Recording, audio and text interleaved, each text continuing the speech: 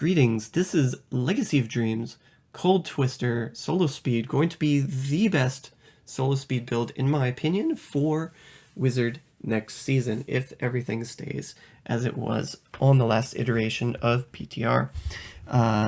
Twister got a lot of nice changes. Not necessarily a multiplier increase, but a lot of mechanical changes here that are going to allow it to really shine and bring it back into the forefront of as far as its capability, especially in a solo speed setting. We were running greater of 116s in about 4 to 5 minutes on the PTR, and this was actually really good because we were only at 10.7k int, so non-augmented and still rocking like a very high greater rift level. I think once you're fully augmented at 2000 paragon, you should definitely be able to do a greater of 120 in about the same time. So that's really cool. This is what makes me excited, is that we have a build now that's competitive, perhaps even, or at least close to competitive with the solo Bone Spear meta that will be the focus, I think, of next season for a lot of players. So why am I so excited about a channeling build when in the past channeling Twister hasn't really been exciting to me? Well, in the past, Twisters, when you they got stuck on rocks or outcrops or jagged edges of the environment, they would just disappear. So this felt really bad in a channel Twister configuration when you're putting so much effort to output these Twisters and combine them and then channel to deal increased damage, and then they just hit the wall and disappear. So it felt really bad to me because of that. It also felt really bad because some of the time you were playing in a DMO Twister configuration where you had to keep them within the bubble, and that was very annoying as well. Even now, they still haven't fixed this. They've just been introducing multipliers and more multipliers and more multipliers into this build. We now have 5 multiplier items base that we have to fit into this build. We have the Death Wish, the Etched Sigil, the Twisted Sword, the Ranslor's Folly, and the Valthek's Rebuke. And basically what this means is you can't really run it in a DMO configuration any longer because you simply cannot fit enough toughness into a DML build to survive in the Rift. Thankfully, we have the Legacy of Dreams, and it does comparatively still do a decent amount of damage to DMO, so we're not necessarily forced into DMO, even though I think DMO could use a slight damage increase on the set, even still. Legacy of Dreams is going to allow us to fit in the extra toughness that we need for this build, to keep up our Squirt's multiplier, for example, to keep up channeling Twisters into a corner. One more bad thing that I didn't like about this build, and still don't like about this build, is the Valthek's Rebuke. So they placed a multiplier on the Valthek's, which makes it pretty much required now to run if you're running Channel Twister. I don't like this, but the effect on Valthek's we never really wanted to use anyway because it makes Twisters run in a straight path. And when you're at lower greater rifts or Nephilim rifting, this might actually be advantageous or not affect the gameplay as much. But when you're going to higher level speeds and you're going to higher level pushing, it definitely has a negative impact because the base behavior of a Twister is sort of to rove around and kind of meander a little bit, which is a little bit more advantageous because it deals a little bit more area damage. Mobs tend to clump up around the Twisters a little bit more before they head off and just travel off into the void, into Never Never Land, right? So the straight behavior with the Twisters makes them really hard to control, and that's one of the reasons, at the beginning of the PTR at least, I really hated this build. I really hated it. But now I actually like it, and I'm going to tell you why, because we have a few mechanical changes here that make this build really appealing.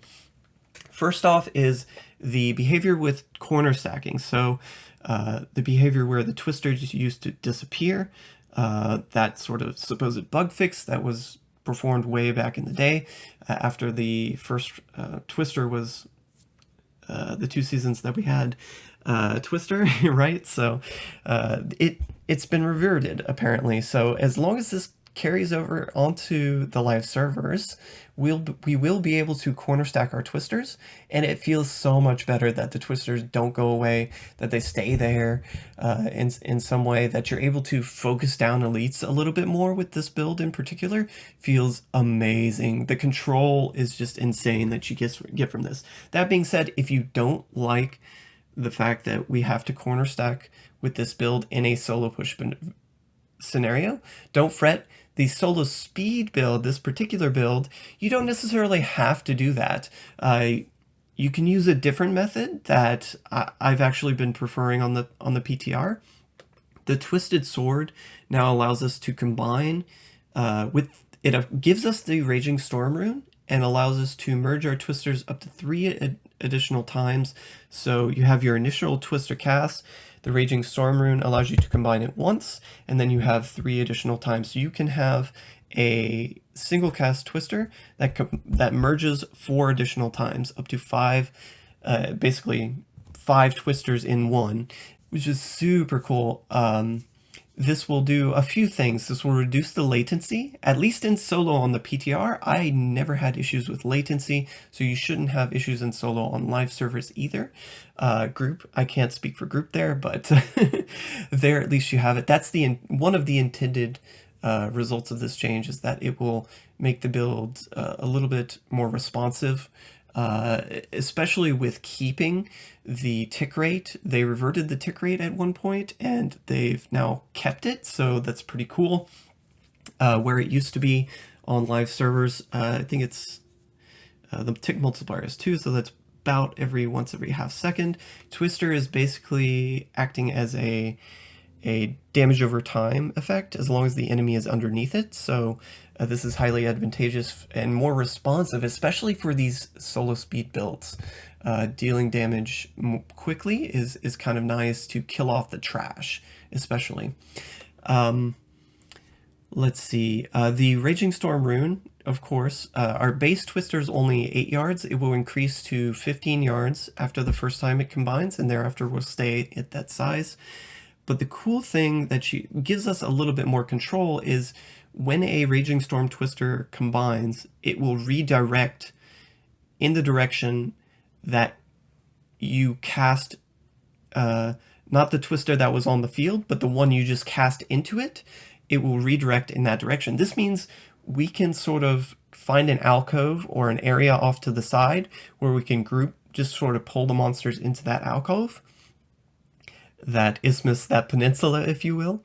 And basically the twister will bounce off the wall, and then you cast into it again with either your Etched Sigil cast twister or your manually cast twister.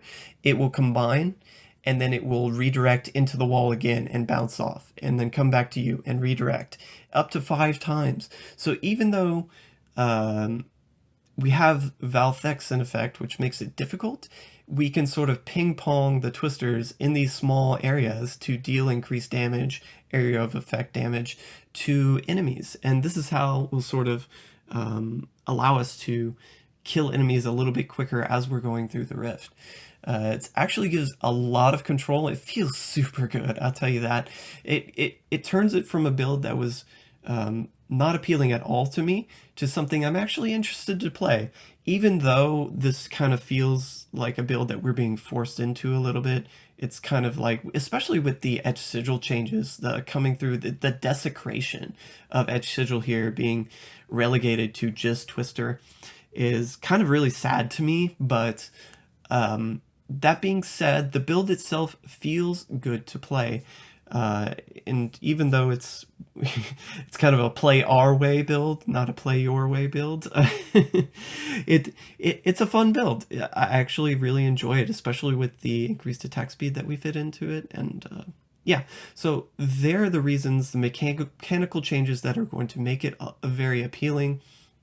The Legacy of Dreams configuration as well, allowing us some extra utility with the black hole. And it's just a fun build to play. So let's get into now a little bit of the items in the build and some of the things you're going to want to look out for to optimize. So we have the Ranslor's Folly, of course, pulling in enemies. So for killing trash, this will be very important. You can either corner stack, or you can, like I said, focus in an area, and this will, if you can try and keep your twisters in the same area rather than spread them out so much, the trash mobs won't get pulled in a different area, and then you'll be able to clear them a little bit quicker through the rift by using this method, which is kind of cool. I typically will start with an Etched Sigil cast twister and then manually cast. As far as area damage is concerned, I've been told that as long as a twister is manually cast, the build benefits from area damage, but my testing thus far has not shown that. I've had some very inconsistent results, so at least for now, I'm going to favor the attack speed with the speed build, in the very least, just for having an easier time activating area damage. I'll go into a little bit more on that in the push build, perhaps, but for now, this particular build, we will channel to keep up our Etched Sigil and Death Wish bonuses. You're going to stack up your twisters to 5, of course, with the Twisted Sword Multiplier, and then aside from that, just try and keep your twisters in a specific area. You can also use a method if you want to ignore the corner stacking and the Alcove method. You can just use, because we're combining the twisters and they do move in a straight line, if you're sort of advancing through the level rather quickly, you can just cast them in an open area and keep combining them and move along with them, so like travel with them through the rift as you combine them, and this will suck in the trash at least. You may not be able to kill the elites this way, but at least if there's like an area that's not as dense, you can just cast them while you're moving and perhaps keep up your bonuses and kill some trash while you're at it. Let's see. We have a few bonuses that are sort of evening out each other. We have the Taeguk here, and we have the Squirt's Necklace. So the Squirt's Necklace is going to be a huge component of our damage. Keeping up this bonus is going to be difficult because it increases our damage taken. We're going to balance this out with the Aquila.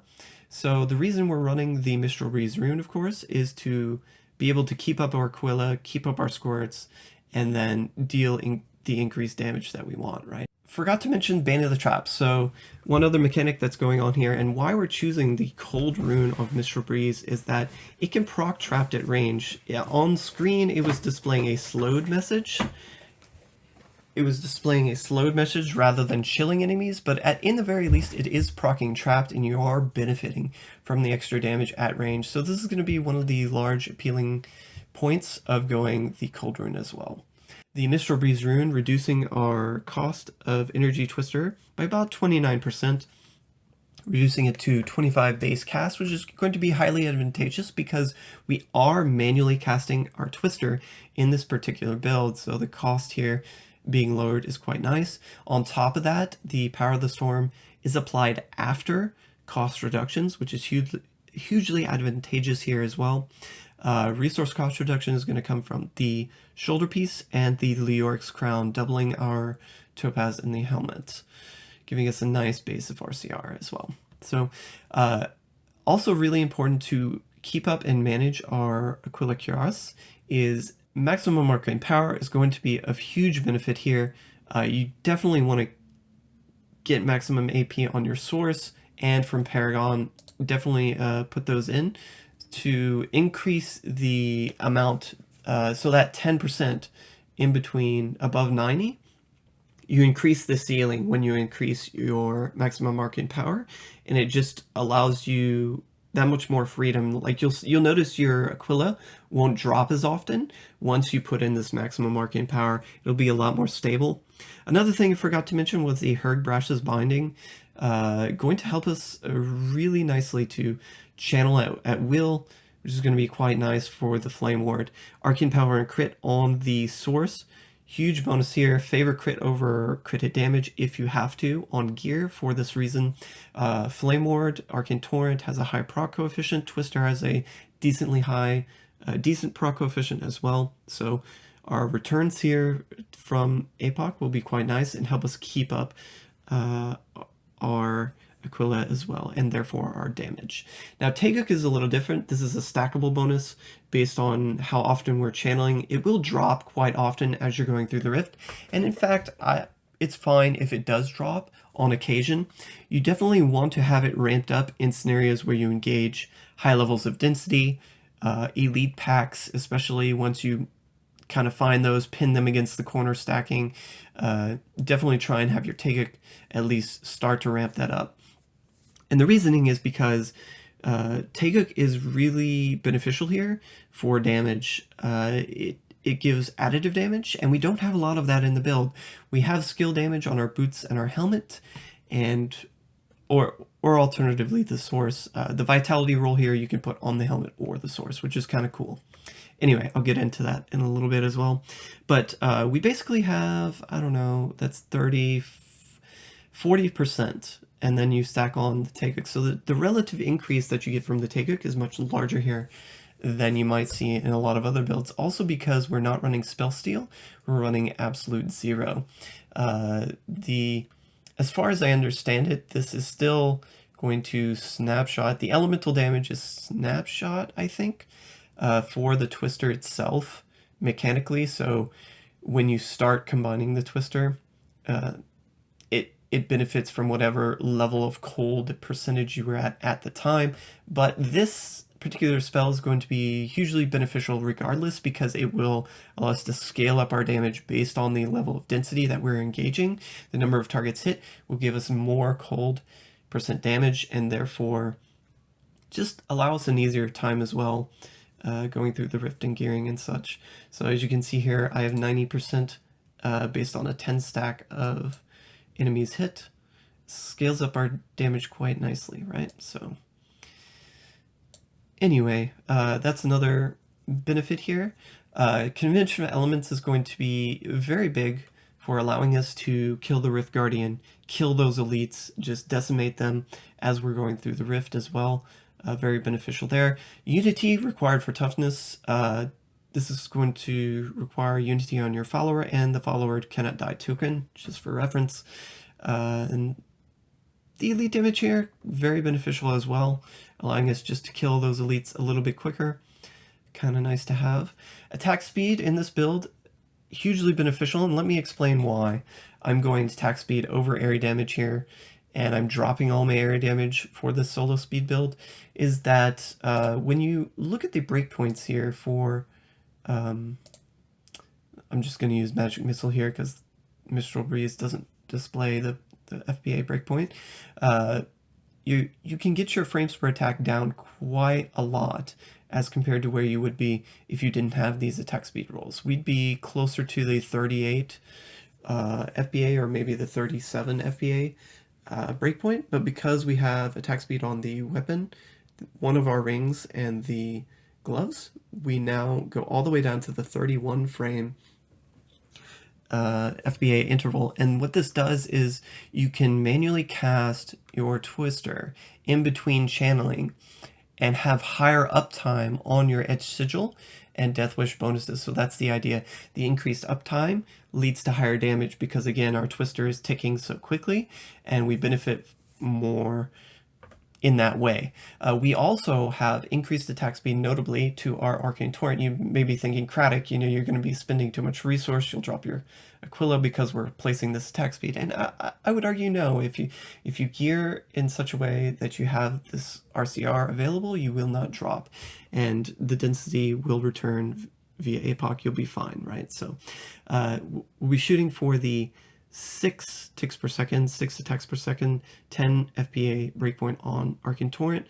This also helps us activate, I think, our the first tick activates the Death Wish and that Sigil bonuses a little bit quicker. So we're activating our multiplier quicker, and we're able to cast our manual cast twisters quicker and get back into channeling all the much faster. So that's the gain there with the attack speed. Etched Sigil has attack speed breakpoints that are very important to adhere to. This is because if you are not aligned with certain breakpoints, your Etched Sigil autocast twisters will put out a twister more than once every second. I know it says once every second on the tooltip, but this is not the case if you don't have the proper attack speed, right? And luckily for us, if you are just gearing attack speed from Paragon or have attack speed on your weapon, you will hit the 12 frames per tick or the 5 ticks per second breakpoint, which as you can see here does cast exactly on point every second. However, if you are, for example, have a little bit more attack speed but not quite enough, you are going to be wasting 6 frames per basically Etched Sigil proc, and the Etched Sigil will feel a lot slower. So that's why I'm recommending this higher attack speed as well. Also hits once every second, as you can see about, and we have 1.818 to 2 attacks per second. So as long as you're in between there, you'll be just fine. And I will link this in the description for you to reference. So for a lower Paragon setup, there are a couple swaps we can make. The biggest one is that you want to drop your attack speed. And I know I just went through a whole spiel of why you should be gearing for attack speed, but earlier, lower in Paragons, I actually think just going for Vitality is the better option because you don't have as many Paragons to invest in Vitality. Placing it on gear is the second best option and actually works out quite well. Notice here that our attack speed is 1.54. We will hit the proper Etched Sigil breakpoint or one of the proper Etched Sigil attack speed breakpoints to allow us to put out the twisters still at the same rate once every 60 frames, right? So the weapon trade off attack speed for vitality, the gloves trade off attack speed for vitality, and then the ring here that we had attack speed on as well. You can run either average damage if you have an ancient convention of elements, but if you don't, that's just all well and fine. You can also wear a non-ancient that has int on it because at those lower paragons, again, main stat will help you out significantly. It's also going to help your toughness too, having that higher main stat earlier on in season while still having the same level of vitality that you would have later. It's just going to feel stronger earlier in season, I think. And keep in mind that you can wear the Halo of Karini if you happen to get a good one of those instead. That's better than your convention of elements. I just tend to favor this configuration. I'd rather trade off offense than risk losing a lot of toughness, right?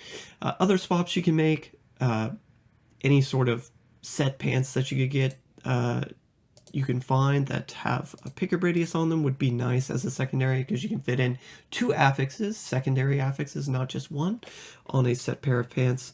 A little bit easier to acquire than the Witch Doctor Swampland Wader pants that you might have to reroll with bounties later in season to acquire. Even though this is less damage, it's still an ancient, it's still good, right? And then the int on the amulet, of course, just placing int on the amulet, probably going to be a non-ancient squirts that you have to start, so just going with that.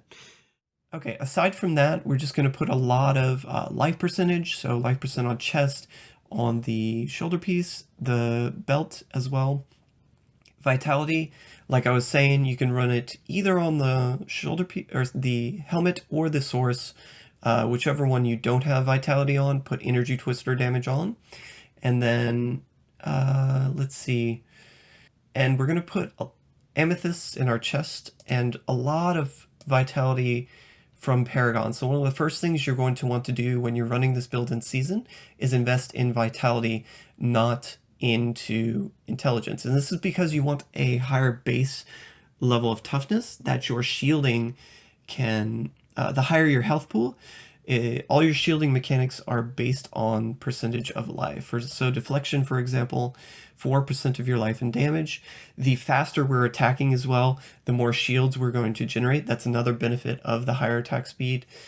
So you get more shielding via deflection because you're attacking faster. Your galvanizing ward giving you 60% of your life and damage. That's why we want this massive health pool. Close to 1.5 million is what I'm going to recommend, and this will allow you to generate huge shielding, keep up your squirts all the more readily, even without running the Ashnagars. You'll notice here we're running the Nemesis Bracers. Huge benefit to clearing quicker by just being able to spawn more elites via the pylons, and pylons themselves will give you large advantages, either speed, shielding. I think the only one that doesn't really help us is channeling. So power and conduit, of course, you're just going to allow you to progress through the rift all the more quickly. But this is how we're going to be able to keep up our shielding even without the Ashnagars. And yeah, it's just a very nice build. We have the Unstable Anomaly in case our Halo of Karini, of course. This is what we're using for a lot of our toughness as well.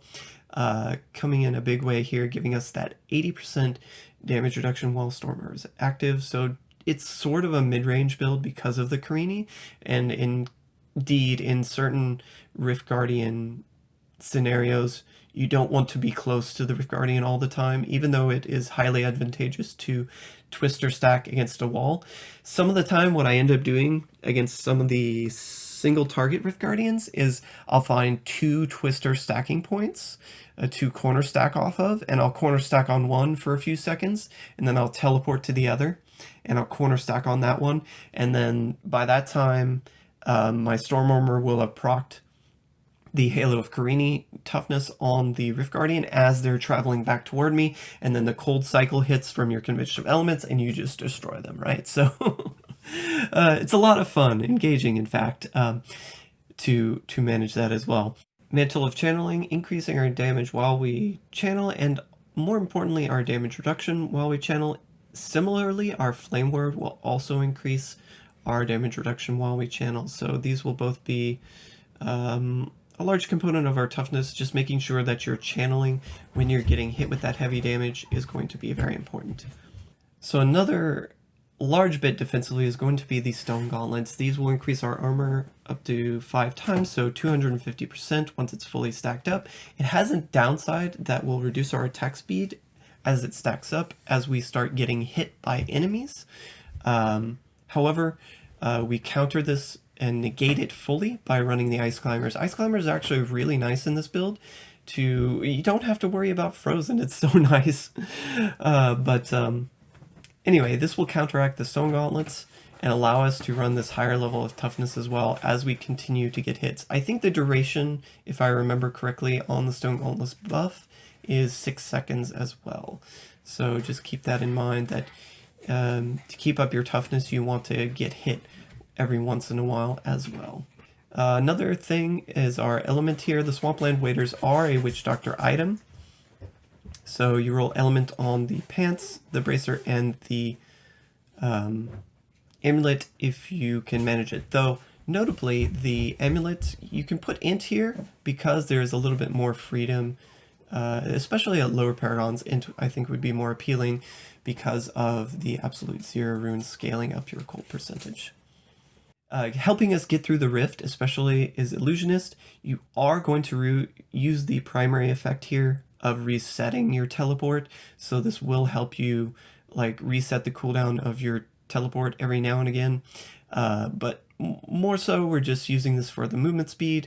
Helping us traverse the rift with a little bit extra is nice, and it's very synergistic with the Wormhole Rune. So something you can do with the Wormhole Rune, you can either cast Wormhole very quickly in succession, so teleport really quick, or you can use it so that and that method more prefers, like, I'm expecting to take damage, so I'm expecting to proc my primary of Illusionist and be able to reset teleport quicker. You want to do that because teleport with Wormhole can't reset its cooldown until the secondary cast of Wormhole has been used up. So you can use that method, or you can use the method where you teleport once, run for about 2.5 seconds, and use up that extra movement speed in between your second cast of Wormhole. Therefore, you benefit from the movement speed of Illusionist 2 times rather than just once. So it's a little bit is a little bit of diversity there, in the very least, as to trying to get through the rift a little bit quicker. And yeah, Audacity, of course, like, while you're not playing this at range consistently, I kind of feel like those times where you are able to corner stack, Audacity is still the best option here. However, if you want to choose another passive option, dropping either Unstable Anomaly or Audacity would probably be the better choices or places to do that. So a couple of alternate options here, very interesting. You can drop Unstable Anomaly for Blur. Blur would be a very nice passive damage increase to help you keep your toughness, keep up your Squirt's multiplier a little bit more readily, especially with keeping the wormhole. I think this is a very advantageous configuration, something you might opt for.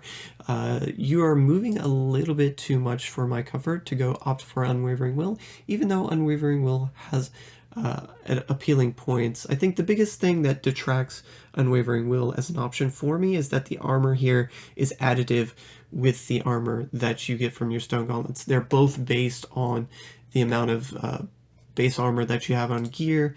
That portion, it detracts some of the toughness, and the fact that you're moving through the rift quite a lot more, especially for a speed build, makes Blur a little bit more appealing of an option as a passive. You can also swap out the Rune on Teleport to go for Safe Passage if you want. However, that will reduce your mobility throughout the rift. A good option when you're going Blur is to opt for energy twister damage on the source. So between your helmet, your source, and your boots, you now have 3 affixes with additive damage increase for the skill, which would be quite nice. Granted, this is added in with your Taeguk, so as you ramp up your Taeguk, the benefit there is less and less relative, but it's still a DPS increase, and it still would help you clear the rift a little bit stronger, especially if you're slotting Blur. You can support it a little bit more, the choice of dropping a little bit of vitality, right? So something you can opt for. Safe Passage coming in a big way to combine with Elemental Exposure if you want to opt for the highest DPS most offensive passive. This is pretty much how I would go about doing it. You would move slower through the rift, as mentioned before, but Elemental Exposure is quite impactful. Remember that EE is a multiplier, so it's 5% times 5% times 5%, and then if you have the last stack times 5% again, it comes out to a little bit over 21% in total. Not the 20% that you might be expecting, but you should be able to keep up 3 stacks of this rather readily via the Flame Ward, the Cold from the Mistral Breeze, or the Absolute Zero, and then the Arcane from your weapon. Lightning on your weapon would be okay as well. It's just that you have the chance already to proc Lightning from your Storm Armor. Mostly going to come into effect on the Rift Guardian in that case, but yeah, so this is also a very tanky setup that has a lot more offense in it, but as mentioned, you will move like so slow through the rift. Another rather interesting option is running Astral Presence for resource. So something you can do if you have like either wacky gear or you just want to run higher resource here and get higher life pool, maybe give yourself the chance to invest more into vitality if that sounds appealing to you. To run a more tanky setup, this is one option you can do. You can run RCR on the source, RCR on your weapon in place of int, and then you would place the amethyst in the helmet instead of the topaz.